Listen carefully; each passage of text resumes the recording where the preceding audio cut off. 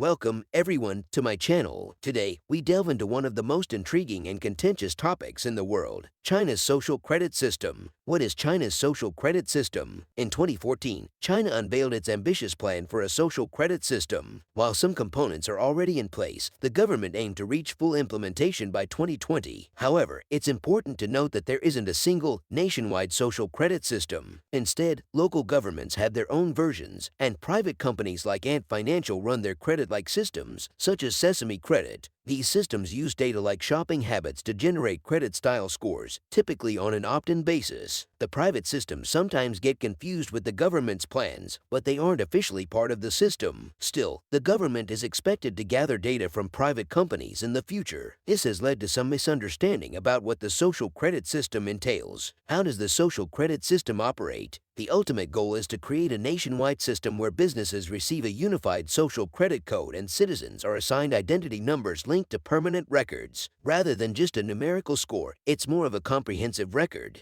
The criteria for these social credit rankings can vary depending on the location. They might include not paying fines when you're capable of doing so, misbehavior on public transportation, or even running a red light. In some places, citizens start with a certain number of points and can have points deducted for bad behavior or added for good deeds, such as charitable donations. While participating in both private and government versions is currently voluntary, the official system is expected to become mandatory in the future, and there are incentives and disincentives to encourage participation. What happens if you're blacklisted? Being blacklisted by the government can have serious consequences. For instance, if you owe the government money, you could lose certain rights. However, there's a distinction between having a low social credit score and being blacklisted. To get off a blacklist, you may need to pay your debts or appeal to the court. The Chinese justice system has limitations, and there may not be robust protections for individuals subject to the system. This can lead to concerns about potential abuses of power. Why is China implementing this system? The Chinese government justifies the social credit system as a means to build trust in society. It aims to address various issues, from food safety to enforcing laws more effectively. Some argue that it could also provide an alternative means of establishing financial credit, especially for those who don't have a traditional credit history. However, critics view it as a tool for government control and a potential threat to privacy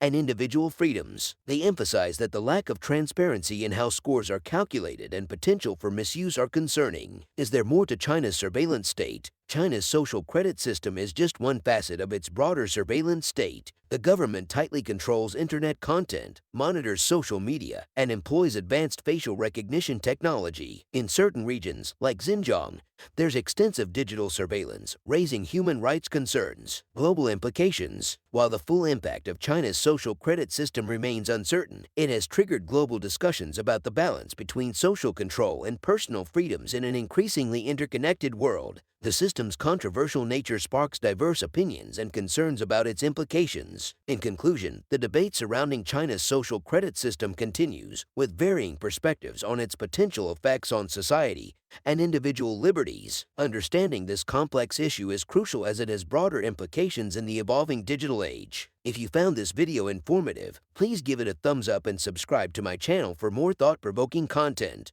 The global conversation. China's social credit system has ignited a global conversation about the role of technology, surveillance, and individual freedoms in the modern world. Some countries are closely watching China's experiment, considering the potential applications of similar systems in their own societies. However, others argue that such a system fundamentally conflicts with the principles of liberal democracy, individual rights, and privacy. Potential for abuse. One of the major concerns surrounding China's social credit system is the potential for abuse of power. Critics worry that the system can be exploited to target individuals or groups based on political or personal vendettas. The lack of clear guidelines and oversight leaves room for arbitrary decisions and unfair treatment. Transparency and fairness. Another issue is the lack of transparency in how social credit scores are calculated. Citizens may not fully understand the criteria that impact their scores, making it challenging to improve or dispute them. The absence of a fair appeals process raises concerns about due process and the protection of individual rights. Social division. China's social credit system also raises concerns about the potential for social division. Depending on their social credit scores, individuals could experience different levels of access to services, benefits, and opportunities. This could result in a society where people are categorized into distinct classes based on their scores. The role of technology. The rapid advancement of technology plays a crucial role in the development